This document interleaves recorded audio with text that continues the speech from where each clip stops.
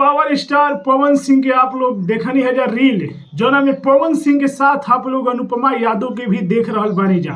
बता दी कि गाना के नाम बा का कैलू ये जान। जी हाँ, ये गाना जोन के यूट्यूब पर Pawan Singh official YouTube channel से ही रिलीज भई रहे और 1.5 मिलियन से भी ज्यादा के व्यूज हो गई बा और 1,68,000 से ज्यादा लोग जो कि लाइक कैले बा। और ये गाना के काफी लोग सुन रहल बा और बतावल जा रहल बा कि होली में ये गाना खूब बाजी और बहुत ही बेहतरीन जो उनकी सॉन्ग लाग रहल बा दर्शकन के।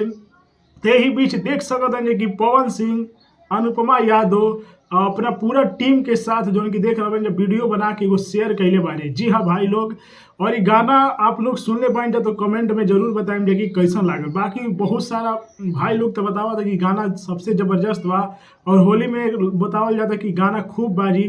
अब पवन सिंह के दूसरका होली गाना के इंतजार बाटे कि पवन सिंह के दूसरका होली सॉन्ग कब आवेला बाटे।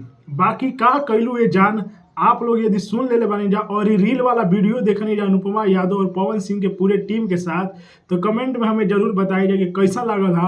और यही तरीके भोजपुरी के अपडेट जाने खातिर हमारी चैनल के सब्सक्राइब कर ली, वीडियो के लाइक करी, शेयर करी और पवन सिंह के कैसा नहीं गाना लगा पहलका होली गाना इहो कमेंट में बताई। जय हिंद, जय भोजपुरी।